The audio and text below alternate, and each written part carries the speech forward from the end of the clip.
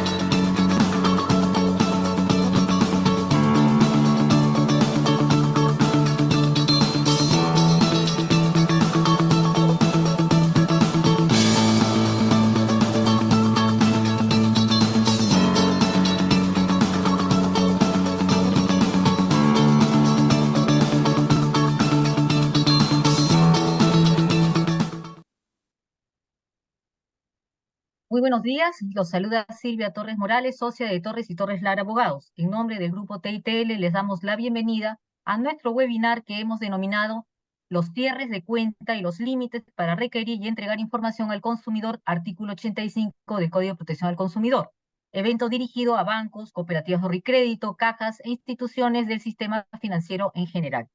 El estudio Torres y Torres Lara es una firma legal con 55 años de actividad ininterrumpida. A la fecha ya contamos con un staff multidisciplinario de más de 40 abogados enfocados a brindar servicios de asesoría legal tanto preventiva como correctiva en todas las áreas del derecho. Asimismo, cabe precisar que nuestra firma forma parte del grupo TITL, compuesto por AC Consultores, que es una consultora económica y financiera del grupo, mediante la cual llevamos a cabo valorizaciones, due diligence, estructuraciones económico-financieras de empresas, estudios de mercado, entre otros. La Red Internacional de Negocios, nuestra segunda empresa, la RIN, a través de la cual llevamos a cabo operaciones de intermediación empresarial a través de nuestra plataforma de negocios y de nuestros business brokers. Con esta red lo que se busca es facilitar el contacto entre nuestros clientes para la compra y venta de empresas, búsqueda de financiamiento, búsqueda de socios de negocios, ya sea a nivel nacional e internacional. Les contamos que ya tenemos presencia en más de 20 países. Y en tercer lugar, nuestra empresa pionera, LegalVerse, pionera en el sector Legal Tech del mercado peruano, que está dedicada a la automatización de procesos legales, regulatorios y de seguro. El grupo TITL, como bien saben, periódicamente organiza estos eventos en favor de nuestros clientes permanentes e invitados especiales. En ese sentido, el objetivo del presente webinar es dar a conocer un nuevo criterio judicial que delimita la competencia del Indecopi frente a las empresas del sistema financiero. La mecánica del webinar será la siguiente: tendremos 6 expositores que desarrollarán los temas por un espacio aproximado de 50 minutos. Luego de las exposiciones, absolverán las consultas de los participantes por un espacio máximo de 10 minutos. Por ello, les pedimos que durante las exposiciones vayan redactando sus consultas en el chat del Zoom para que puedan ser absueltas, finalizadas todas las exposiciones. Sí, por favor, les pedimos que sus consultas sean muy puntuales, muy claras y colocar a qué expositor va dirigida la pregunta. Respecto a las diapositivas que vamos a ir compartiendo con ustedes, no se preocupen, estas van a ser enviadas a sus correos a más tardar el día de mañana junto con una encuesta que les solicitamos la llene para poder seguir mejorando. Dicho esto, vamos a presentar a todos nuestros expositores en orden de participación. En primer lugar, hablará la doctora Joana Benítez Iriarte. Ella es abogada por la Facultad de Derecho de la Universidad San Martín de Porres, con estudios de posgrado en temas bancarios y finanzas corporativas, especialista en temas de prevención de lavado de activos, forma parte del área corporativa y de cooperativas de TITL Abogado. En segundo lugar, hablará la doctora Vanessa Rojas Ramos, abogada por la Facultad de Derecho de la Universidad San Martín de Porres, también con estudios de posgrado, maestría en Derecho Administrativo y Económico de la Universidad del Pacífico, con experiencia en áreas de protección al consumidor, derecho administrativo, bancario y financiero, y forma parte del área consumidor y competencia de Torres y Torres Lara Abogados. Seguidamente, hablará la doctora Karina Seminario Coronado. Ella es abogada por la Facultad de Derecho de la Universidad de Lima, con estudios de posgrado en Derecho Empresarial, especialista en Derechos del Consumidor, asociada senior del área de protección al consumidor de Torres y Torres Lara Abogados. Seguidamente, escucharemos al doctor Cristian Guzmán Arias. Él es abogado por la Facultad de Ciencias Jurídicas y Políticas de la Universidad Nacional del Altiplano, con estudios de maestría con mención en Derecho Civil por la Pontificia Universidad Católica del Perú, cuenta con experiencia en relaciones obligatorias, protección del consumidor y competencia, fue especialista legal y jefe de equipo en Indecopi, es jefe del área de competencia y buenas prácticas de mercado de Torres y Torres Lara Abogados. Seguidamente, escucharemos al doctor Franklin Ocampo. Él es abogado por la Facultad de Derecho de la Universidad Nacional San Luis de Gonzaga de Ica, cuenta con una maestría en Derecho Civil y Comercial, con estudios de arbitraje concluidos y especializados en materia civil, de trabajo, procesal de trabajo, constitucional, procesal civil y administrativo, con experiencia en asesoría y defensa legal en entidades públicas y privadas, jefe del área de litigios civil de Torres y Torres Lara, abogado. Finalmente, cerrará el doctor Alonso Morales Acosta. Él es abogado por la Pontificia Universidad Católica del Perú, es magíster en Derecho, con estudios de doctorado por la Universidad de Sevilla, España, socio principal y líder del área de consumidor y competencia de Torres y Torres Lara Abogados, ha sido presidente de la Comisión de Protección al Consumidor de Indecopi, árbitro inscrito en el Registro Único de Árbitros de la Junta Arbitral de Consumo del Indecopi, es docente universitario, conferencista nacional e internacional y autor de diversos artículos en la materia. Hechas las presentaciones del caso, pedimos por favor a todos los asistentes que mantengan apagados sus micrófonos para escuchar mejor las exposiciones. Dicho esto, damos el uso de la palabra a nuestra primera expositora, la doctora Joana Benítez Iriarte, para que inicie este webinar. Adelante, Joana, bienvenida. Muchas gracias, Silvia. A ver, les pido permítame algunos segundos para compartirles mi presentación.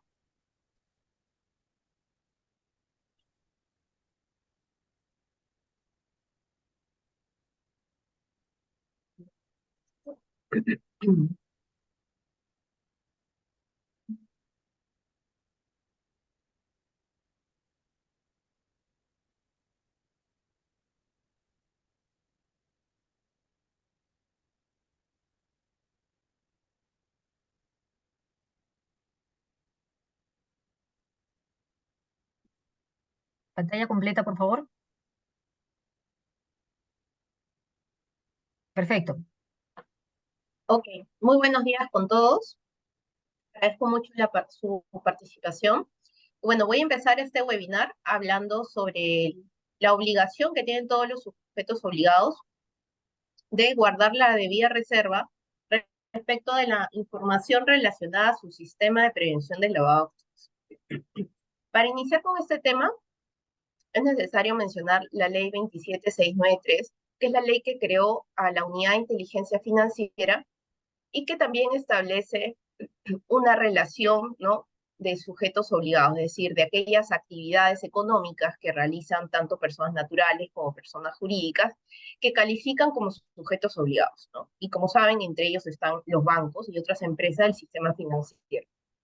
Ahora bien, esta ley, con motivo de acoger unas recomendaciones, ¿no?, de la CAFI, que es el Grupo de Acción Financiera, ¿no?, que es un organismo internacional que se encarga de luchar contra el lavado activo y el financiamiento de terrorismo, estableció una serie de obligaciones para que los sujetos obligados puedan cumplir con su obligación de reportar operaciones sospechosas, ¿no?, a la Unidad de Inteligencia Financiera. Entre esas obligaciones se encuentra la obligación de guardar la debida reserva. ¿Por qué?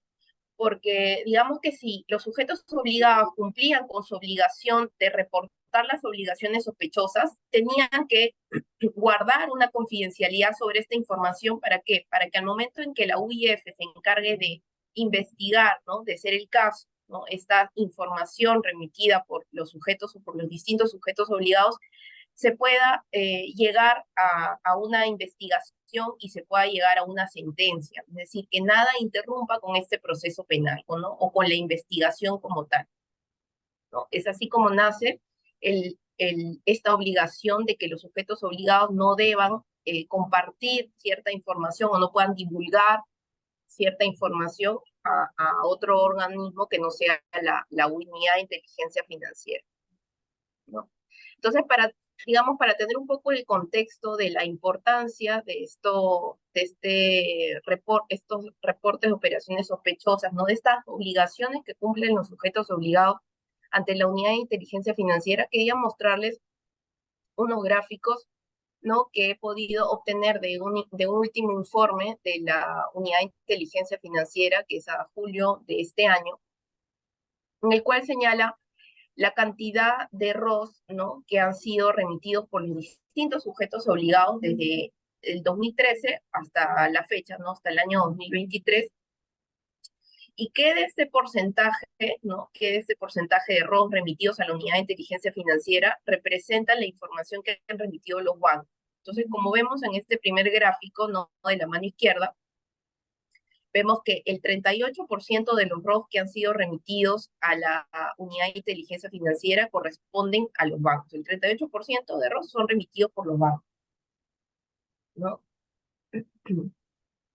Y, y estos ROS, ¿no?, que han sido remitidos por los distintos sujetos obligados, ¿no?, hay muchos de ellos que han servido para, para que la Unidad de Inteligencia Financiera emita unos informes, ¿no?, de investigación del sistema financiero. Y acá podemos ver en el segundo cuadro que el 55% de los ROS remitidos, ¿no?, han concluido en sentencias condenatorias, ¿no? Y este 55% son representados por los bancos. Ahora, desde el año 2013 hasta el año 2020 han habido 116 sentencias en materia de prevención, en materia de lavado de activos, ¿no? Y de estos 116, de estas 116 sentencias, en 11 de estos casos se han utilizado informes de la Unidad de Inteligencia Financiera, y estos informes se han basado en reportes de operaciones sospechosas, en 15 informes de operaciones sospechosas. Entonces vemos la importancia que cumplen los sujetos obligados al momento de reportar estas operaciones sospechosas. Entonces de ahí es que nace, ¿no?, también la relevancia que tiene de guardar la debida reserva de esta información, ¿no?, esta información que es remitida a la Unidad de Inteligencia Financiera, porque eso va a permitir que en la Unidad de Inteligencia Financiera, como mencioné hace unos momentos, ¿no?, que pueda realizar una debida labor de investigación, y que posteriormente esta información pueda ser utilizada, ¿no?, en un proceso penal. Entonces, dicho esto, es importante mencionar que qué es lo que dice, ¿no?, la ley 27693 en relación al deber de reserva, ¿no?, en relación a esta obligación que hemos mencionado.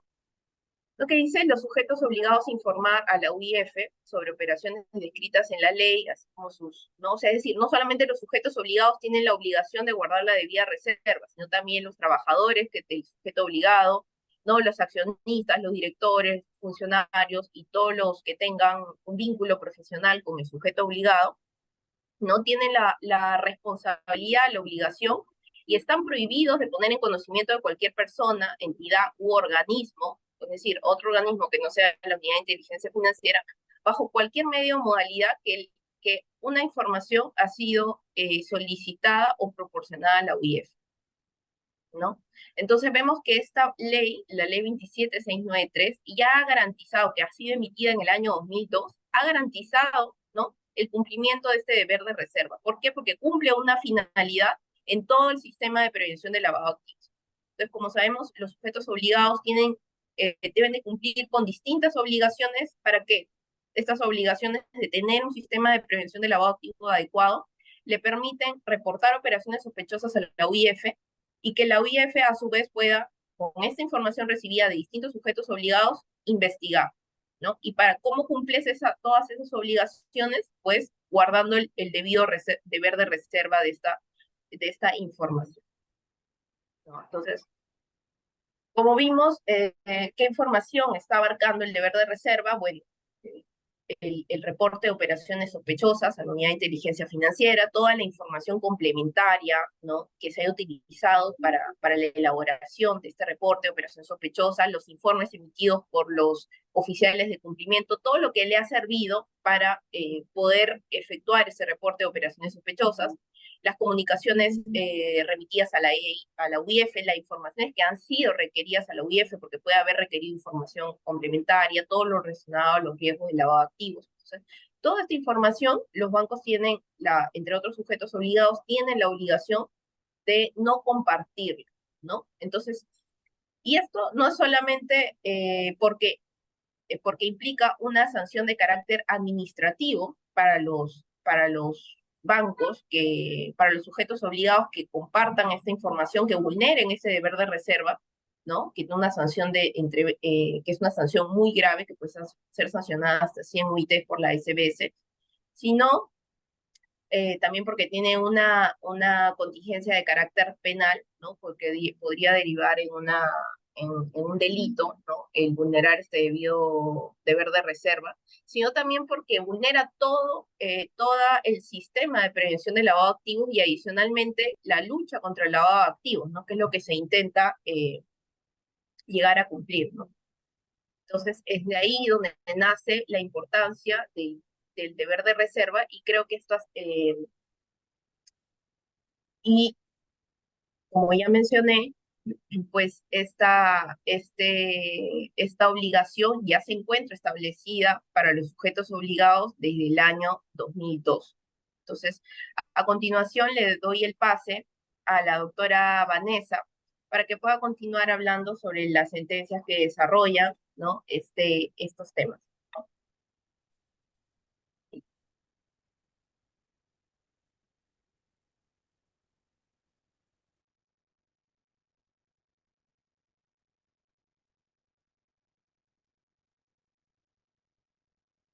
Correcto, ya se ve.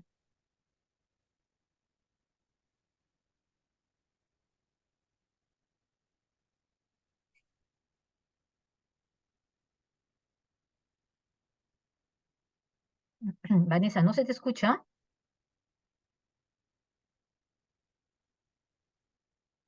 Vanessa, estás apagada, está apagado tu micrófono, no se te Ay, escucha nada. perdón. Ahora sí. Inicia, por favor. Ok, perdón. Ok. Bueno, en este caso, muy buenos días con todos. Me toca hablar acerca un poco de los antecedentes y los casos de cómo ha venido resolviendo el Indecopi en las denuncias por cierre de cuentas. Quisiera comenzar primero explicando un poco en dónde está regulada el cierre de cuentas para las entidades financieras. Nos vamos al Reglamento de Gestión de Conducta de Mercado, que el artículo 41 establece esta facultad de que los bancos o las entidades financieras puedan resolver sin previo aviso los contratos suscritos con los consumidores cuando se trata de aplicación de normas prudenciales. Esta norma indica de que este cierre se puede hacer en cualquier momento sin necesidad de un aviso previo, pero sí existe una obligación de comunicar en un plazo de 7 días luego de efectuada esta acción. Por otro lado, tenemos el Código de Protección de Defensa del Consumidor, que en la línea de lo establecido en el artículo 41, brinda la posibilidad a las entidades financieras de cerrar las cuentas de los consumidores siempre que se entienda de que es por la aplicación de normas prudenciales y ratifica la no obligación de una comunicación previa al consumidor. A continuación, Karina Seminario, la doctora Karina Seminario, les va a hablar acerca de un par de resoluciones que hemos tenido, que hemos visto y que hemos evaluado a lo largo de este tiempo, que hablan sobre el criterio de la sala y de la comisión respecto al cierre de cuentas. ¿Qué tal? Buenos días. Ahora vamos a aplicar o ver cómo es que el Indecopi está aplicando los artículos que Vanessa acaba de mencionar. Hemos seleccionado algunos casos bastante particulares con respecto al tema que nos trae a esta reunión. El primer caso que nos pareció interesante analizar es este en el que particularmente se abordan temas de lavado de activos. En este caso, el banco había detectado operaciones inusuales en la cuenta de uno de sus clientes y operaciones inusuales referidas a temas de lavado de activos. El banco lo que hizo fue, porque esto además está estipulado en la cláusula quinta del contrato de ese banco y también alineado al artículo 85 del Código de Protección al Consumidor y al artículo 41 del Reglamento de Gestión de Conducta del Mercado, pues cerró la cuenta de esta persona por estas operaciones, porque además su regulador, la SBC, lo obliga a tomar estas acciones cuando detecte operaciones que puedan provenir del lavado de activos. Evidentemente el señor denunció este cierre que a él le parecía arbitrario. ¿Y qué resolvió la comisión en el 2020? O sea, hace muy poquito. Pues declaró fundada esta denuncia porque considera que si bien el banco tenía la facultad de tomar este tipo de acciones, para el INDECOP, para la comisión, era necesario que el señor previamente haya recibido una comunicación formal por parte de la entidad financiera en la cual le señalaran por qué se le quería cerrar la cuenta, o que en su defecto el señor pueda realizar una suerte de descargos sobre estas operaciones o sobre estos movimientos de fuertes cantidades de dinero que el banco consideraba bastante extraños, ¿no? Bastante particulares. El banco fue sancionado en este caso con una multa de 5 UITs, y lo complejo o lo particular de este caso es la medida correctiva que la comisión ordenó. Más allá de que lo complejo, lo realmente controvertido es esta medida correctiva, porque lo que ordenó fue activa la cuenta, ni siquiera investiga, ni siquiera mándale una comunicación formal en la que te dé sus descargos, sino de frente activa. Es decir, prácticamente le está diciendo al banco: no me importa lo que diga la SBS, tú tienes que activarle al señor porque a mí me parece que no ha tenido su espacio para dar los descargos respectivos, ¿no?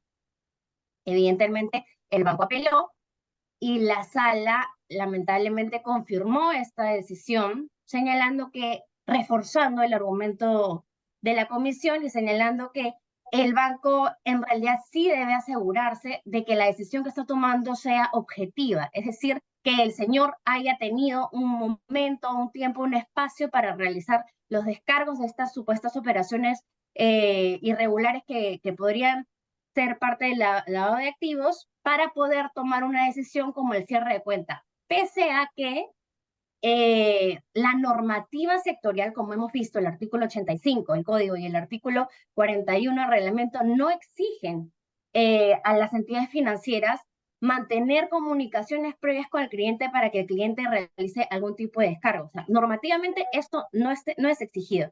Sin embargo, para la comisión, tanto para el INDECOPI, tanto a nivel comisión como a nivel sala, es necesario realizar este tipo de, entre comillas, descargos.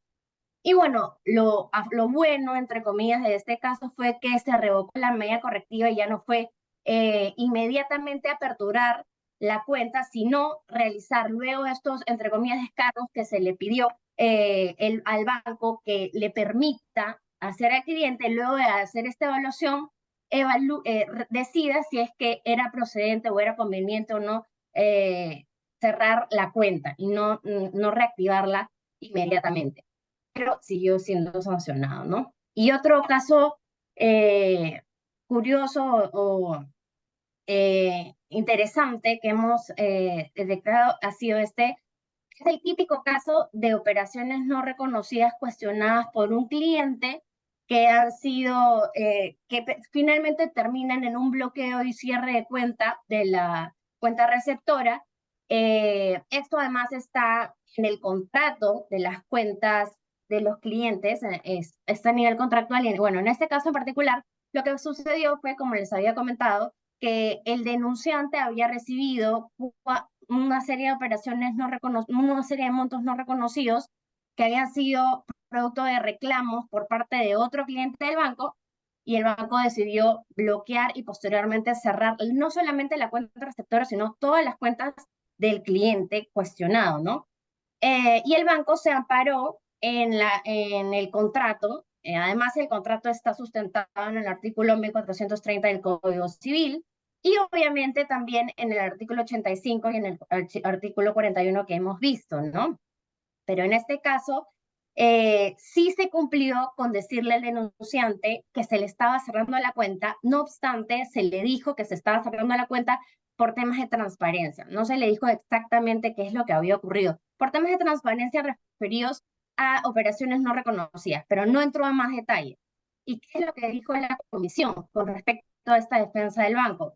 La comisión dijo que efectivamente el banco había cumplido con su deber de bloquear y cerrar las cuentas posteriormente, porque efectivamente este tipo de actuar ponía en riesgo no solamente al reclamante, sino al reclamado y al banco en general, ¿no? El banco tiene que inmediatamente tomar este tipo de acciones y fueron válidas y fueron además comunicadas.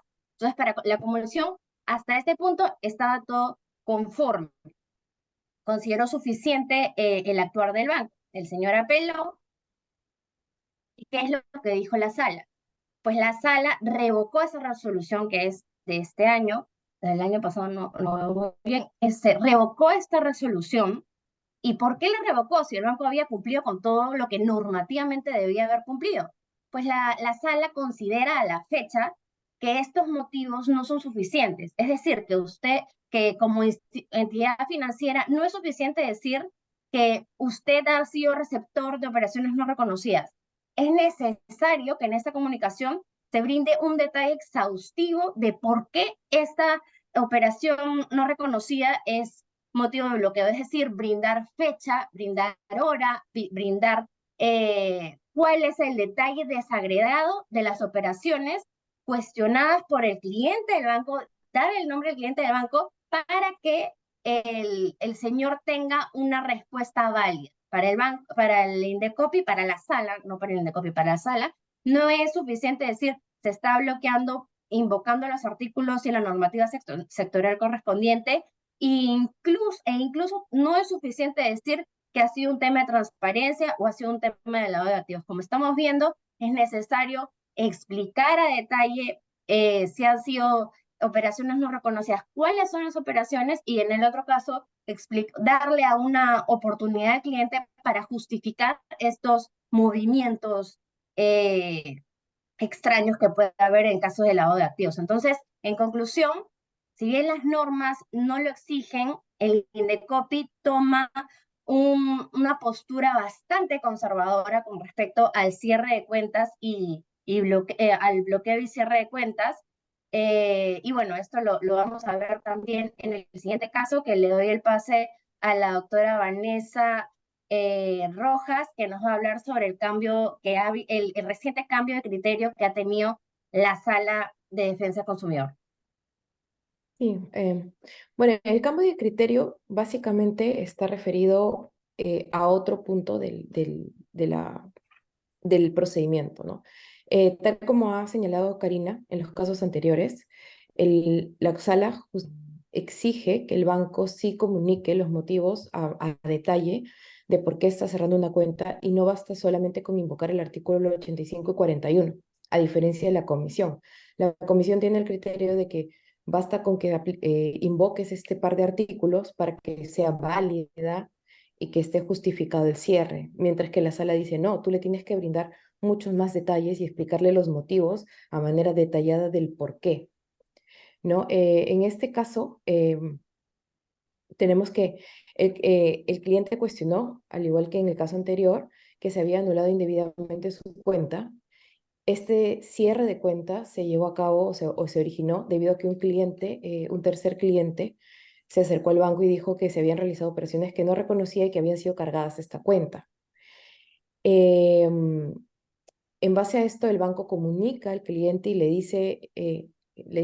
bueno, le comunica de manera posterior, ¿no? Primero bloquea la cuenta y de manera posterior, frente a un reclamo, le dice que este bloqueo se ha llevado a cabo en la medida que ha recibido operaciones no reconocidas y le brinda un detalle de las operaciones no reconocidas. Entonces, a diferencia del caso de Karina, en este caso la sala verificó y consideró que sí se había brindado la información suficiente y declaró que por ese lado sí se había cumplido con ello, ¿no? Cari, ¿puedes pasar, por favor? Cari, siguiente, por favor. Cari. La comisión, en primera instancia, declaró infundado, considerando que se había encontrado justificado el cierre. Siguiente, por favor.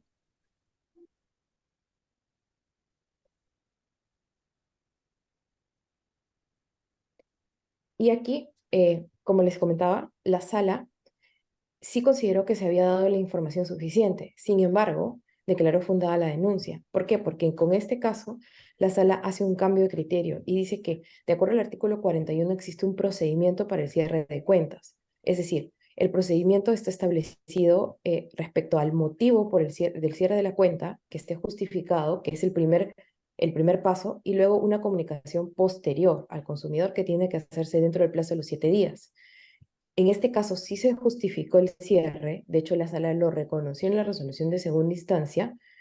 No, la sala lo reconoció en la resolución de segunda instancia, pero indicó de que no se había cumplido con esta segunda parte del procedimiento, que era la comunicación dentro de los 7 días. Entonces aquí la sala no solamente evalúa la justificación, sino se va mucho más allá y dice, ok, hay una justificación, está justificado, le brindaste los motivos, pero adicionalmente debiste comunicarle dentro del plazo de 7 días y esto no ha sucedido en el presente caso, ya que tú le has comunicado cuando, cuando el cliente se ha quejado y ha presentado un reclamo por el cierre de su cuenta. Entonces, hasta este punto vemos que la sala está manteniendo el mismo criterio respecto a la justificación y de que sí exige que la justificación sea válida y que sea detallada y que se le brinde al consumidor todos los elementos para que él pueda conocer y saber cómo y los motivos por los cuales está cerrando su cuenta, pero además también se debe observar y no se puede dejar de lado el hecho de que tiene que comunicarse de manera posterior en los 7 días, ¿no? Esta comunicación, a pesar de que hay una justificación, podría hacer que la denuncia sea declarada fundada si es que no se ha hecho dentro del plazo. Entonces son dos elementos los que a partir de ahora tienen que considerarse en este caso. Siguiente. Bueno, hasta aquí hemos analizado un poco las resoluciones de Indecopi. Me gustaría un poco, con estos cuadros resumen, eh, indicar cuáles son las conclusiones a las que se arriban, ¿no? Existen dos formas o dos motivos por los cuales se pueden cerrar las cuentas. Uno es por la aplicación de una cláusula resolutoria establecida en el contrato, la que establece que frente al consumo, al reclamo de terceras personas por operaciones no reconocidas, se puede cerrar la cuenta. Esto tiene que estar de todas maneras estipulado en el contrato. Se tiene que invocar el artículo 41 y 85 al momento de hacer el cierre y se tiene que explicar al consumidor el motivo detallado de por qué este cierre respecto a las operaciones que no están siendo, las operaciones que han sido cuestionadas. Este tiene que comunicar al consumidor de manera posterior en el plazo de 7 días. ¿No? Aquí es importante señalar que la sala, a través de sus pronunciamientos, ha solicitado el sustento de la investigación en la cual se concluye optar por el cierre de cuenta. Es decir, que la comisión o el banco tiene que probarle a la sala de que se ha hecho una evaluación, que se ha hecho una investigación, que existe un reclamo, que hay elementos suficientes que permitan que este cierre se dé. No basta con que solamente diga que esto está pactado y que conforme el artículo 41 y 85 puede cerrar la cuenta y comunica al consumidor de manera posterior, sino que esta justificación tiene que estar probada, ¿no? Siguiente, por favor. Y finalmente tenemos el cierre de cuenta por aplicación de normas prudenciales, ¿no? También tiene que estar estipulada en el contrato. De hecho, los contratos normalmente estipulan que se puede cerrar y también, bueno, está también establecido expresamente en la norma. Bueno, se tiene que invocar tanto el artículo 85 como el 41 y se tiene que contar con toda la información necesaria reservada, que puede ser que está reservada, o sea, el banco debe contar con toda la información en el caso que la autoridad requiera que esta información sea puesta en su conocimiento, pero esta información pues obviamente tiene que ser declarada o manejada con reserva, ¿no? Y ahí entra un poco la discusión porque pues hasta qué punto se puede brindar la información y hasta cuánto nos puede exigir la comisión brindarle esta información cuando estamos hablando de investigaciones y no de hechos probados. Y en este caso, bueno, en el caso de cierre por aplicación de normas prudenciales, también se tiene que comunicar con un plazo de 7 días, ¿no? Primero se cierra la cuenta y se avisa con un plazo de 7 días. En ambos casos, tiene que darse la comunicación y la invocación de los artículos señalados y tiene que estar pactado en el contrato. Bueno, hasta aquí concluye la exposición por nuestra parte. Le damos paso a- al siguiente. Doctor Cristian Guzmán, por favor. Sí, ¿qué tal? Buenos días. A ver, denme un segundo, voy a compartir mi presentación. Em, ya. Nos han conversado, nos han explicado hasta Perfecto, el correcto. momento. ¿Se me escucha, no? Sí, Sí, sí se te escucha, adelante. ya. Nos han explicado hasta este momento lo importante que es el sistema de prevención del lavado de activos y la importancia de que los sujetos obligados, como los bancos, reserven esa obligación, esa información sobre investigaciones de lavado de activos. Y ahora hemos visto en la anterior exposición cómo es que está resolviendo el Indecopi hasta la fecha con resoluciones de segunda instancia de la Sala de Protección al Consumidor del 2022, en donde equivocadamente y riesgosamente está pidiendo información detallada sobre esas investigaciones y las causas por las cuales los bancos cierran cuentas a sujetos que están siendo investigados por lavado de activos. Yo les traigo ahora un recuento de un caso que viene siendo importante para cambiar este criterio del Indecopi, que lo hemos defendido ya hace unos años y que ahora mismo está discutiéndose con éxito en el Poder Judicial, de lo cual claramente les hablará Franklin en la siguiente exposición. Pero yo voy a hacer un recuento de cómo nace este caso paradigmático. Bueno, primero los hechos. Un consumidor quiere abrir una cuenta. Un consumidor común y corriente va al banco y quiere abrir una cuenta. El banco, bueno, sin embargo, este consumidor venía siendo en ese momento investigado por la UIF por lavado de activos. El banco, al momento de responder al consumidor y decidir si es que abría o no la cuenta, tiene naturalmente en mente esta investigación que viene haciendo la UIF al consumidor. Y decide negarle la apertura de la cuenta, ¿no? En aplicación de normas prudenciales, que nos las han explicado en las anteriores exposiciones. Lo natural es de que este consumidor luego pide explicaciones al banco y le pide explicaciones detalladas y le dice, quiero saber por qué específicamente no me quieres abrir una cuenta. Claro que el banco no puede ser específico con el consumidor, porque ya sabemos que tiene un deber de reserva. Así que este consumidor acude al Indecopi y presenta una denuncia. Y justamente se crean los criterios que acabamos de escuchar, que dándole la razón a este consumidor, el Indecopi pide unas explicaciones detalladas, que simplemente no es posible darlas. Repasemos entonces cuáles son las reglas que tienen los bancos, cuáles son las obligaciones legales que tienen los bancos, para que luego podamos analizar críticamente cuál es el criterio del Indecopi para este caso que les estoy contando. Como todos sabemos, los bancos cautelan ahorros del público. Bueno, intermedian, otorgan préstamos, pero en general lo importante, digamos, una parte esencial, una parte eh, sensible de su actividad es cautelar ahorros del público.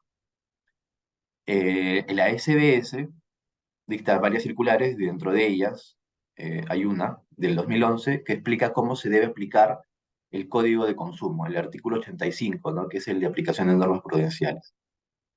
Y se reconoce que los bancos tienen una discreción para no contratar por algunas razones. Por ejemplo, el sobreendeudamiento, el financiamiento del terrorismo, falta de transparencia de usuarios, pero sobre todo el tema que viene que estamos comentando en esta exposición, que es el lavado de activos.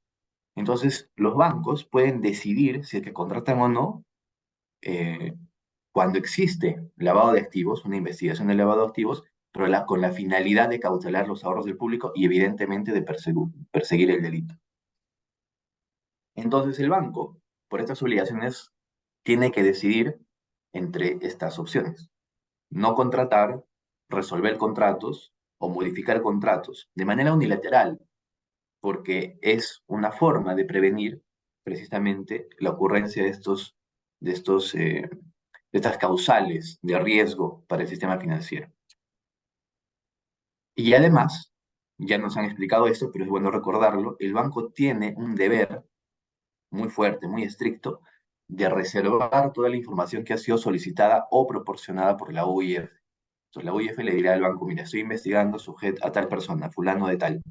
El banco tiene la obligación de no decírselo a nadie, porque si no entorpecería la investigación de lavado de activos. Y eso está en la resolución de la SBS una del 2018, que es sobre prevención del lavado de activos. Bueno, ya sabemos las obligaciones que tiene el banco, pero desatendiendo esas obligaciones o quizás no tomándolas en cuenta, el Indecopi tiene la siguiente postura, que fue aplicada en el caso que les estoy comentando. Bueno, el Indecopi dice lo siguiente, ¿no? Lo primero es cierto, el consumidor tiene derecho a acceder a la información oportuna, suficiente, veraz, relevante, eso está en el Código de Consumo. Es cierto, el consumidor tiene derecho a acceder a la información completa de los contratos que se le. ¿Qué más dice el Indecopi? Lo primero es cierto. Lo segundo, el banco, cuando decida no contratar, debe remitir una comunicación al usuario sobre la base del artículo 85 del Código del Consumo. Hasta este punto está todo correcto. El Indecopi está diciendo algo cierto. El artículo 85 del Código de Consumo señala lo siguiente. Solamente resalto las partes importantes, ¿no? Las empresas del sistema financiero pueden decidir si contratan con los usuarios en base a riesgos, comportamiento crediticio, falta de transparencia y sobre todo, y un párrafo aparte, normas prudenciales. Entonces, en estos casos, los bancos no se encuentran obligados a cursar una comunicación previa y se reconoce que las normas prudenciales se refieren, por ejemplo, al sobreendeudamiento, al lavado de activos o al financiamiento del terrorismo. Hasta este punto, ustedes pueden observar que ninguna norma obliga a los bancos a ser detallados con los consumidores cuando aplican normas prudenciales, sobre todo si se refiere al lavado de activos. Pero ahora el Indecopi lo que dijo en su resolución final fue lo siguiente. Y nos cuestionamos si es que el Indecopi está desconociendo el deber de reserva de los bancos. Porque señaló que el banco puede sustentar las causales de aplicación de normas prudenciales y pedir la confidencialidad de dicha información. Es decir, como la Sala de Protección del Consumidor del Indecopi está pidiendo una explicación detallada de por qué no se abre la cuenta, en este caso de un señor que estaba siendo investigado por la UIF por lavado de activos, prácticamente el Indecopi quiere hacer un filtro, ¿no? Quiere hacer un doble check, quiere constatar la existencia de esta investigación de lavado de activos y le dice al banco, bueno, si es que tú tienes un deber de reserva, entonces presenta la información en el expediente Indecopi con un pedido de confidencialidad. Y el Indecopi cree que con eso el banco estaría cumpliendo su obligación frente al regulador, SBS y UIF. Pero no es así, porque ya veremos que el Indecopi no es competente en materia de lavado de activos y el banco tiene la obligación de reservar esa información, excepto con las autoridades competentes. Y las autoridades competentes para la prevención del lavado de activos es la UIF, la SBS, el Poder Judicial o el Ministerio Público, si está siendo investigado como un delito. Pero el Indecopi se arroga la competencia, y este es su segundo criterio. Les dice a los administrados, yo Indecopi soy autoridad competente para conocer esta información. Y no importa si es de lavado de activos, igual puedo saberla. Lo cual no es cierto, entonces nuestro caso ha sido defendido de la siguiente forma. Nosotros reconocemos que el artículo 85 faculta a los bancos la contratación, decidir la contratación, es cierto. Cuando hay un riesgo, el banco conoce, digamos, la investigación de lavado de activos, pero si el banco revela esta información o se incumple su deber de reserva, se sujeta a responsabilidades administrativas, civiles o hasta penales. Nuestro tercer argumento es que las entidades competentes para conocer esta información detallada sobre el lavado de activos es la UIF, como les dije, el Ministerio Público, el Poder Judicial. Pero el Indecopi no lo es. El Indecopi es competente para resolver, en este caso, controversias entre consumidores y proveedores. Pero definitivamente ni siquiera al Indecopi le podríamos dar un expediente de lavado de activos, porque eso sería incumplir el deber de reserva. Eso es tan cautelado, tan sensible, que ninguna otra autoridad que no sean las que persiguen este delito deberían conocer los detalles. Entonces, finalmente, nosotros planteamos que el consumidor sí tiene el derecho a acceder a una información completa, pero como todos los derechos, este derecho de información no es absoluto, tiene límites. Y en este caso en particular, el límite al derecho de acceder a la información es la eficaz persecución de ilícitos, no entorpecer investigaciones penales o investigaciones administrativas, ¿no? Y que eso tiene un trasfondo de interés público. Entonces, en este caso se sopesa el interés público de una eficaz persecución de delitos, el adecuado comportamiento del sistema financiero versus el derecho de acceder a información de los consumidores. En este caso, se tiene que sacrificar parcialmente este derecho de información para salvaguardar un bien mayor. Esta es la postura que hemos puesto en el Indecopi. El Indecopi, como ya sabemos, resolvió de forma diferente, pero esta postura la hemos llevado al Poder Judicial, que viene siendo tramitada con éxito, y sobre esa parte de la historia nos la va a comentar el doctor Franklin, que viene a continuación. Muchas gracias.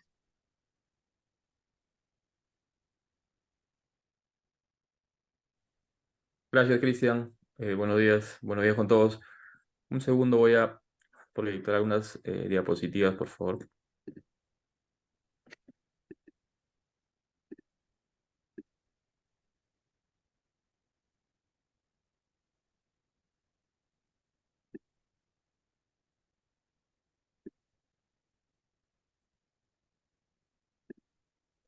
No sé si ya se pueden ver las diapositivas.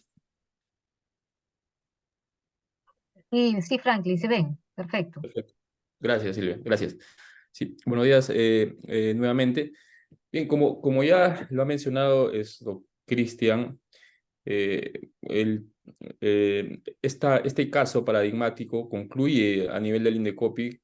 El Indecopi declara fundada la denuncia del consumidor, y por lo tanto el tema se judicializa, vale decir, llega al área procesal, como sucede a veces en este tipo de casos, al área procesal de litigios del estudio, como la última luz de esperanza que se tiene para revertir estos criterios claramente errados en un escenario que siempre es complejo, ¿no? El Poder Judicial es un escenario siempre complejo, por el tema siempre del tiempo, ¿no? El Poder Judicial no es un órgano que resuelva rápido sus casos, y otra también por una cuestión de que sabemos que nuestro Poder Judicial no es tan predecible como todos quisiéramos, ¿no? Entonces siempre el escenario del Poder Judicial es complejo, pero bueno, llegado el caso, planteamos el caso al Poder Judicial.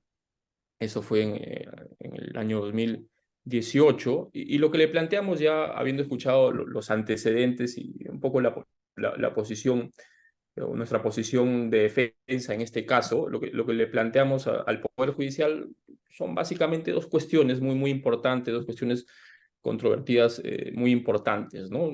A modo de pregunta, lo que le dijimos al Poder Judicial es: Poder Judicial resuelve y decide si deben las entidades financieras o tienen la obligación estas de acreditar alguna de las causales contenidas en el artículo 85 del Código para denegar la contratación, ¿no? Esa es la primera pregunta que le planteamos al Poder Judicial en este caso. Les pedimos que decida sobre esa cuestión. Y la segunda gran pregunta, ¿no?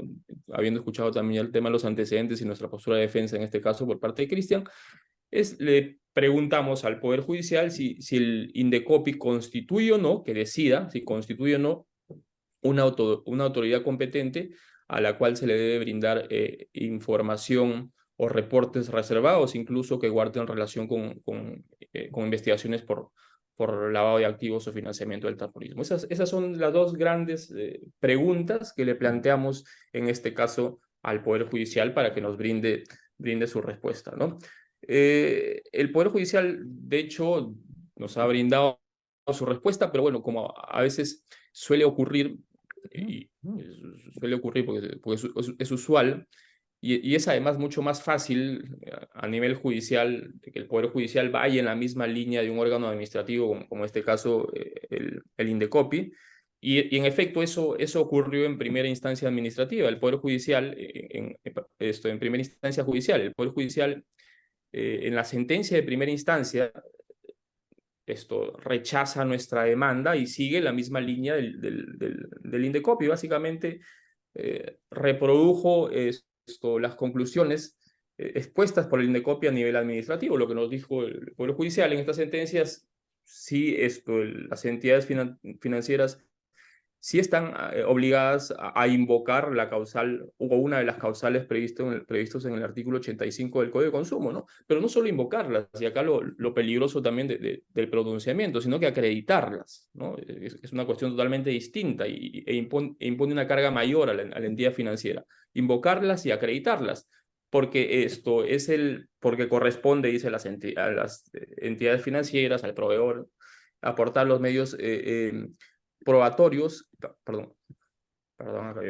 aportar los medios probatorios para que permitan desvirtuar los defectos atribuidos por el consumidor, ¿no? Ese es el razonamiento del Poder Judicial en primera instancia para responder la primera pregunta que nosotros le planteamos, ¿no? Sigue la misma línea del Indecopi, debes entidad financiera invocar la causal y además acreditarla, porque esa es tu carga que debes cumplir ante el procedimiento ante el Indecopi.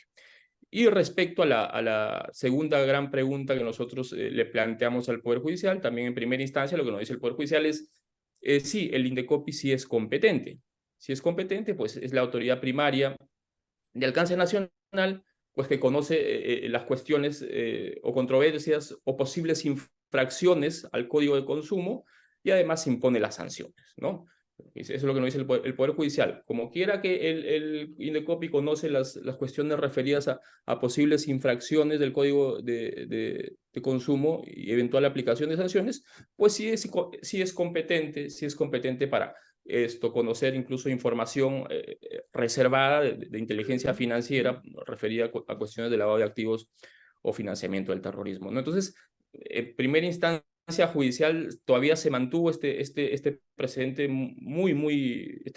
esta posición muy peligrosa, ¿no? Y muy peligrosa no solo, claro, está para el banco, para la entidad financiera que estaba discutiendo el caso, sino que en realidad para todo el sistema, creo yo, de prevención del lavado de activos. Entonces, claro, esto nos llevó a presentar el caso ya en segunda instancia, planteando un ejemplo hipotético, pero creo que muy fuerte, y esto le quedó claro a la sala del Poder Judicial, ¿no? Del riesgo que supone una posición como la emitida por el Indecopi y la primera instancia judicial. Lo que nosotros dijimos es lo siguiente, un ejemplo hipotético, ¿no? que evidencia el riesgo del sistema. Es que imaginemos, ¿no? Imaginemos que un caso muy conocido, muy paradigmático, que el señor Fernando Ceballos, ¿no? El caso Lunarejo, esté a la fecha, ¿no? Operando o ya esté iniciando en sus actos ilícitos, que ahora es de conocimiento público y todo lo conocemos. Entonces, si ya la inteligencia financiera le vendría siguiendo los pasos y nos encontraríamos ante un pronunciamiento de este tipo, como lo ha establecido el Indecopi y la sentencia de primera instancia, al banco, a la entidad financiera, si se deniega a contratar con el señor Ceballos, tendría la obligación de decirle, señor Ceballos, no podemos contratar con usted, no podemos abrirle la cuenta por esta causal, ¿no? Lavado de activos prevista en el artículo 85 del Código de Consumo. Pero no solo eso, ¿no? O sea, no, eso sería insuficiente de acuerdo a la línea establecida por el Indecopi y por la propia sentencia de primera instancia del Poder Judicial. No solo eso, sino que también habría que acreditarle dicha causal. Claro, ese es finalmente el grave riesgo de estos pronunciamientos, el grave riesgo para en general todo el sistema de prevención del lavado de activos. Habría que informarle a este señor con todo el riesgo que ello conlleva. Creo que nosotros creemos que la sala finalmente reflexiona mejor este caso y observa en efecto el grave riesgo que supone un pronunciamiento de este tipo, y finalmente decide revocar esta sentencia de primera instancia, y este es hoy en día la posición del Poder Judicial en este caso. Lo que dice la sala son cuestiones muy claras y contundentes también, ¿no? Dice claramente que las entidades financieras sí están facultados a negarse a contratar, alegando la aplicación de normas prudenciales, ¿no? Como primera gran conclusión. Sí están facultadas de acuerdo al artículo 85 del Código de Consumo. Y además le dice al Indecopi de que no existe norma que establezca que deben brindar razón objetiva para la negativa expresada al cliente. No existe norma alguna, ¿no? Le dicen en la sentencia de segunda instancia, tú, Indecopi, has dicho que sí estarían obligados a invocar la causal y acreditarla, pero no dices ni siquiera cuál es la norma que te habilitaría a ti, Indecopi, a establecer semejante conclusión. No hay norma que establezca eso, por eso lo que la sala dice, el Poder Judicial dice, es de que están facultados a negarse a contratar alegando la aplicación de normas prudenciales y no tienen la obligación de invocar causal. Simplemente decir 85 del Código de Consumo. Esa es la primera gran conclusión. Esa es la primera conclusión. Y la segunda gran conclusión del caso, de este caso paradigmático, que nos sirve no solo para la entidad financiera que estaba dentro del proceso judicial, sino que incluso creo que desbordan sus efectos para futuros casos. Y de hecho ya ha ocurrido, como a continuación lo va a explicar al detalle el doctor Alonso Morales. La segunda gran conclusión que nos arroja este caso por parte de la sala, y eso lo dice de manera muy contundente también la sala, es que al Indecopi no le corresponde acceder a la información en relación al lavado de activos o el financiamiento del terrorismo, ni tiene competencia para requerir la entrega de información adicional que sustente la aplicación de normas prudenciales. Claro, lo que dice la sala es, oye, Indecopi, bueno, tú sí tienes facultades para resolver controversias del Código de Consumo, posibles infracciones del Código de Consumo, y puedes aplicar sanciones. Sí, claro, no te lo voy a conocer. Claro que sí, pero no tienes competencia porque así lo establece el Reglamento de Gestión de Conducta del Mercado. No tienes competencia para conocer estas cuestiones, ¿no? O sea, el tema del lavado de activos, información de lavado de activos y y actividades financiadas por el terrorismo, respecto a este tema, tú no tienes competencia. Tú no tienes competencia, no puedes conocer ningún tipo de información al respecto, no puedes requerir eso a las entidades financieras y por tanto estas últimas tampoco están en la obligación de brindártelas. Esas son en realidad las dos grandes conclusiones que nos deja este caso a nivel judicial, y que como lo acabo de mencionar, desdoblan o desbordan incluso su aplicación para el caso en particular, y podrían servir para futuros casos. De hecho, eso ha ocurrido, y para ello le doy el pase para esa explicación de esto último, le doy el pase al doctor Alonso Morales. Gracias.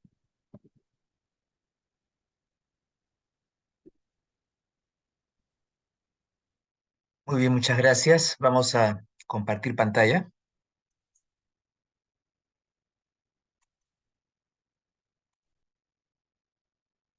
¿Se ve, Silvia? ¿Se ve? Sí, se ve. Tienes que ponerla en pantalla completa nomás. Ok, muy amables. Vamos a verlo. Muy Correcto. bien, vamos a... Muy bien. Buenos días a todos. Les han explicado, ¿no es cierto?, cómo es el sistema de prevención de lavado de activos, este conflicto que ha existido entre Indecopi y la SBS, en el cual el jamón del sándwich es el banco, porque o te sanciona Indecopi o te sanciona SBS.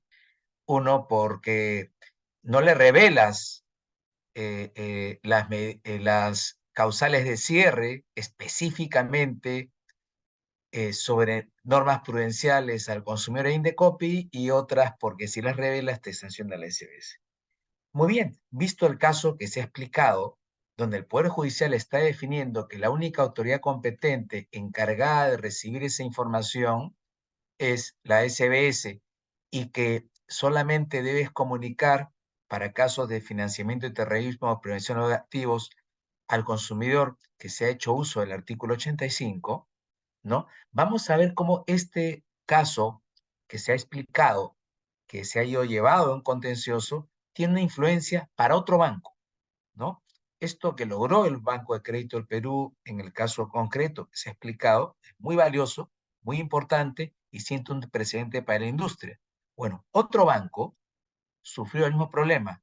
Ese caso es el que lo voy a explicar, el de otro banco, y cómo es que aprovechamos para apoyarlos, entregándoles este precedente brindado para un caso del Banco de Crédito y que ayudó a este otro banco a resolver su problema. Los expedientes son públicos, por eso es que, y con autorización de los bancos, estoy un poco estudiando los nombres concretos de las entidades, ¿no? Este es un caso en que el banco sufre, ¿no?, la aplicación de una medida correctiva por parte de Indecopi y le dice, oye, esos fondos que tú has bloqueado, no es un cierre de cuenta, es esos fondos que tú has bloqueado, debes desbloquearlos y devolver los fondos, ¿no? Entonces, Indecopi ordena al banco, insisto, desbloqueo y devolución de fondos contra lo que había dispuesto la SBS, que por normas prudenciales esos fondos debían mantenerse bloqueados. Entonces el consumidor denuncia y dice, mira, el banco no me informó que mi cuenta fue bloqueada por orden de la SBS, ¿no?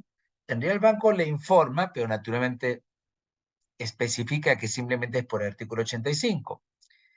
El consumidor se va ante la SBS y le solicita la información, si es cierto, que fue bloqueada. Y la SBS le dice que sí, que se debió a normas prudenciales, vale decir, artículo 85, ¿no? Entonces, el denunciante denuncia ante Indecopi que no se le informó suficientemente y requiere la devolución de los ahorros de su cuenta. Lamentablemente, la decisión de la comisión, ¿no?, fue el banco debía acreditar los motivos del bloqueo, ¿no?, ser específico, ¿no?, y, vale decir, ir más allá del artículo 85, ser preciso, en otras palabras, y como no lo has hecho, banco, muy bien, no solo te sanciono, la multa era, existía la multa, pero era lo de menos, lo que más preocupaba al banco es la medida correctiva. Es curioso, ¿no?, como en algunos casos, lo más relevante y preocupante es no la multa, sino la medida correctiva, porque afecta el sistema y le crea problemas al banco con la unidad de inteligencia financiera, bueno, pues esa facultad de inteligencia financiera que son ejercidas en este caso por la Superintendencia de Bancos y Seguros, ¿no? Y la medida correctiva le dice, devuelve los fondos de la cuenta. El banco se queda muy preocupado porque esto le va a significar una responsabilidad frente a la Superintendencia de Bancos y Seguros, y entonces apela. ¿Y sus fundamentos son cuáles? Le dice, oye, la SBS me ordenó congelar los fondos de la cuenta y guardar reserva. No puedo ser más específico como me dices.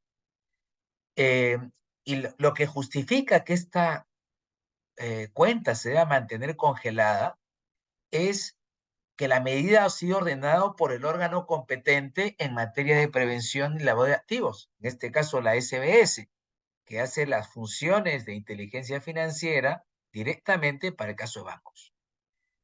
Y entonces le dice el banco al tribunal, ¿no?, le pide por verdad material, solicita a la Indecopi, Indecopi, perdón, requiere a la SBS, ¿no?, información sobre el bloqueo. Ellos te lo van a decir.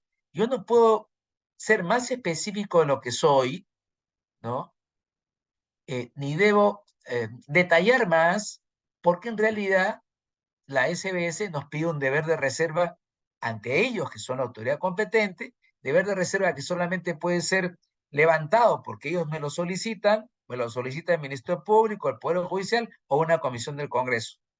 Como tú, Indecopi, no eres comisión del Congreso, no eres Ministerio Público, no eres Poder Judicial, Entonces, actúa dentro de esas competencias que te brinda el Código de Consumo y pídele a la superintendencia que te dé la razón de que el congelamiento ha sido exigido por ellos y que debe mantenerse porque ellos así lo piden, y que además piden que se mantenga en reserva la causal específica. Pídeselo, le dice el banco. Tú tienes la potestad. Yo esta información no puedo compartirla ni siquiera contigo, porque no eres competente, ¿no? Sin embargo, Indecopi hace caso omiso de este pedido, que es una forma de decir, oye, esa es la prueba, ¿no?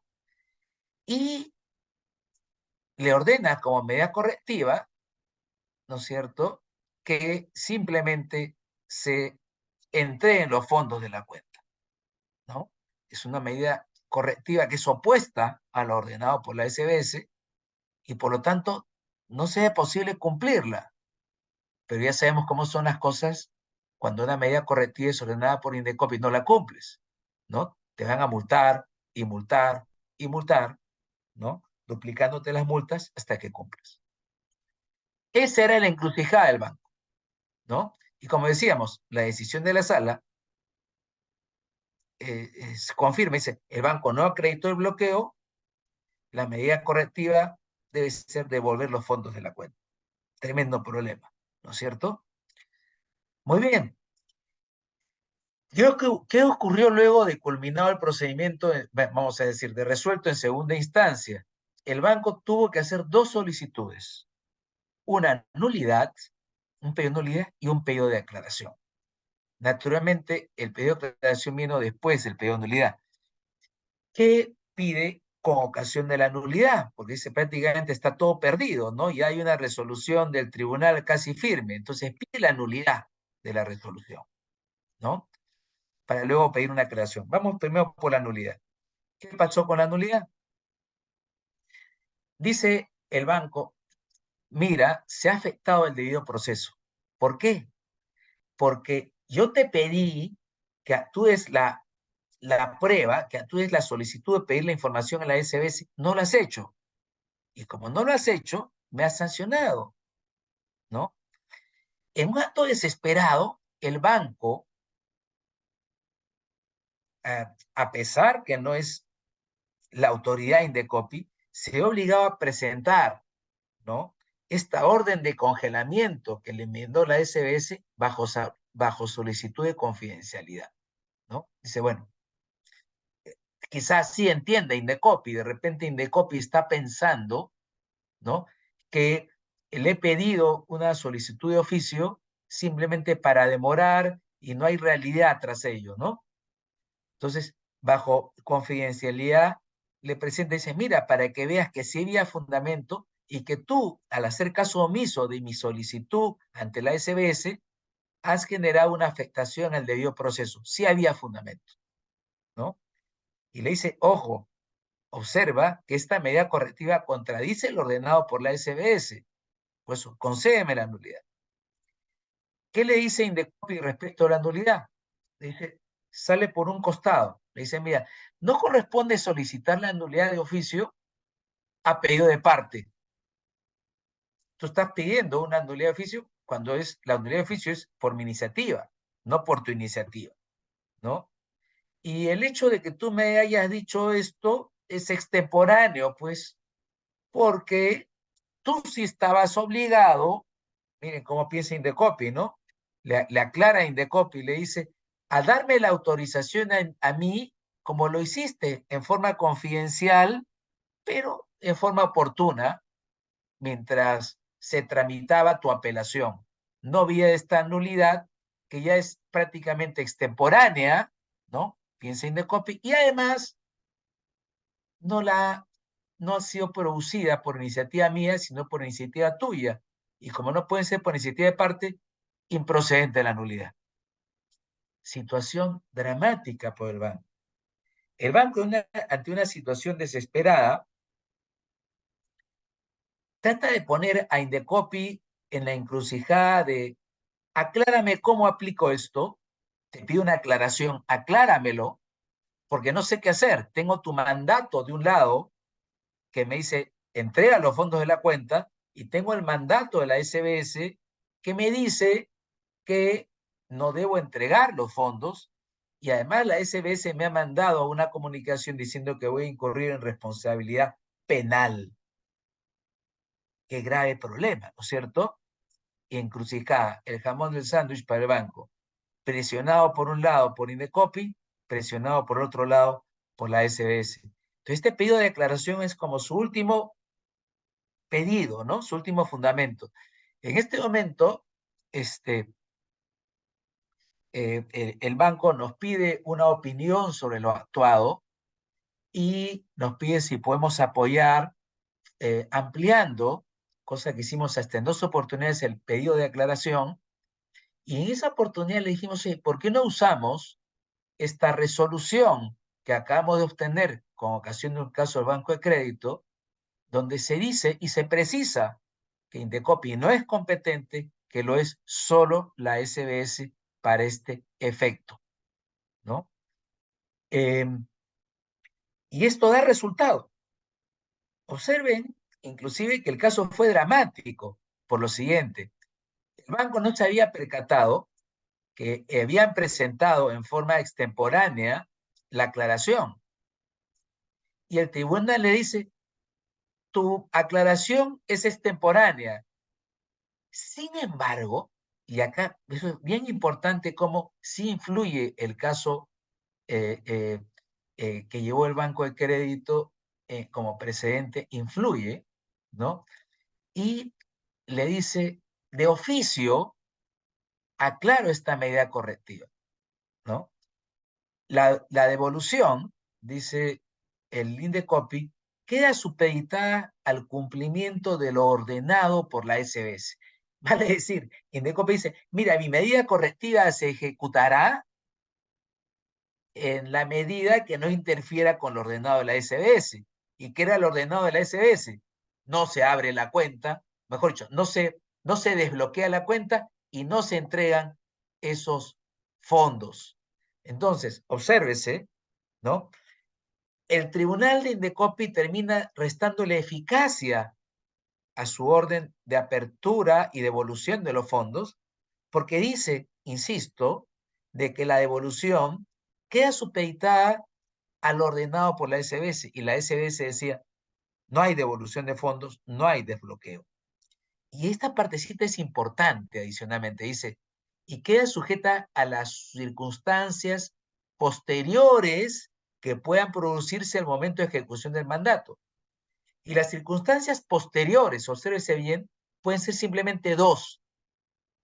O la SBS mantiene que no hay desbloqueo, como que lo ha hecho en una comunicación al banco, o la SBS dice, el bloqueo concluyó, me di cuenta que no hay un problema de lavado de activos sacado de financiamiento de terrorismo, y en consecuencia, levántese, ¿no? Eso es, y simplemente en esa medida sí Indecopi podría ejecutar la resolución del tribunal, ¿no? Esto es la paradoja, sirvió. Este último caso es la historia de Interbank, ¿no? Interbank la luchó y ha logrado, pues, salvar el problema en esta materia con este pronunciamiento del tribunal, en un esfuerzo de una aclaración que permitió también al tribunal enterarse de lo que era el caso ventilado ante el Poder Judicial, donde se dice claramente que la competencia es exclusivamente SBS para conocer de la información de lavado de activos, y que ante ellos deben acreditarse. Es bien importante esa sentencia, ¿no? Porque esa sentencia dice, ojo, no es que no haya fundamentos, ¿ah? El banco tiene toda una información que lleva bajo el sistema de prevención de lavado de activos y debe conservar las pruebas, y quien le debe pedir esas pruebas y rendir cuentas es ante la superintendencia, no le dice ante Indecopi, ¿no? Es cierto que se produce un enfrentamiento, vamos a decir, entre la suficiencia de la información, ¿no?, que manda el Código de Protección del Consumidor frente a esta reserva que se exige, ¿no? Pero lo que no debe olvidarse es que detrás de este tema está la integridad del sistema financiero y la lucha contra el terrorismo o el financiamiento del terrorismo y el tema del narcotráfico. Y eso hace muchas veces que si bien haya pues una protección transversal al consumidor en todos los ordenamientos jurídicos especializados, esa no puede desconocer, ¿no es cierto?, normas especiales y normas inclusive que tratan de salvaguardar a la misma sociedad, al consumidor y su familia de la lacra del narcotráfico y del terrorismo. Muchas gracias.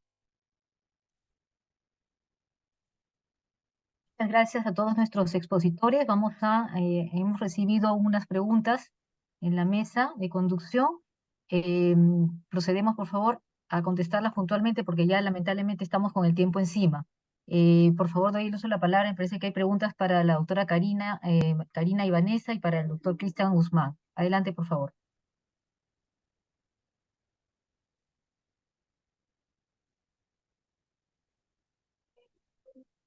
A ver, verificamos que hay una pregunta. ¿Es necesario justificar por qué se procede con el cierre de cuentas o basta la invocación de la normativa correspondiente? Como sabemos, debería bastar la invocación de la normativa sectorial correspondiente, el artículo 41, el artículo 85, pero hemos visto que actualmente la jurisprudencia indica que es necesario brindar un poco más de mayor alcance del motivo por el cual se está cerrando o bloqueando la cuenta y no solamente invocando los artículos. Entonces, a la fecha, por el momento, recomendamos brindar un poco más de detalle. Hay otra pregunta. ¿Cuál es el plazo para comunicar al cliente el cierre de cuentas? Es de 7 días. La jurisprudencia indica que son hábiles. La norma no indica con precisión, pero son 7 días. La siguiente pregunta es para el doctor Guzmán. Gracias. Adelante, Cristian. Sí, tengo dos preguntas. La primera, en el caso que expliqué, ¿el Indecopi impuso alguna multa o medida correctiva? Bueno, en esa oportunidad no se impuso una amonestación, logramos que no se impusiera la multa, estoy hablando del caso del BCP. Y la medida correctiva también quizás fue algo que pudimos manejarlo hasta cierto punto porque no nos obligaron en ese momento a abrir la cuenta, sino simplemente a volver a evaluar la solicitud de apertura de cuenta. Claro que, bueno, igual el caso era importante, ¿no? Eso por un lado. Y la otra pregunta que me han hecho es, ¿cómo se explicó al Indecopi que se trataba de un caso de lavado de activos sin incumplir el deber de reserva? Sí, es bien difícil, como hemos visto, que el Indecopi pide explicaciones detalladas. Bueno, lo que hicimos básicamente fue decirlo entre líneas, porque no podíamos revelar mayor información al Indecopi. Muy cautelosos, además todo en reserva, ¿no? Básicamente por descarte, ¿no? O sea, oye, Indecopi, hay esas causales de normas prudenciales. Dentro de ellas, una que es lavado de activos y otra que es financiamiento del terrorismo, implican que no pueda decirte nada ni a ti ni al consumidor, que el Indecopi saque sus propias conclusiones. Eso es por mi parte. Muchas gracias. Muy bien, me parece que ya no tenemos más preguntas. Y bueno, ya estamos con el tiempo vencido. Agradecemos a nuestros expositores. En caso haya quedado alguna duda posterior de repente, pueden contactarnos al correo que aparece en la presentación. Con esto damos por finalizado nuestro webinar. Esperamos reencontrarnos pronto en otros eventos. Seguimos trabajando y apostando por nuestro país. Muchas gracias. Buena salud para todos. Seguimos adelante. Gracias, hasta luego. Cuídense.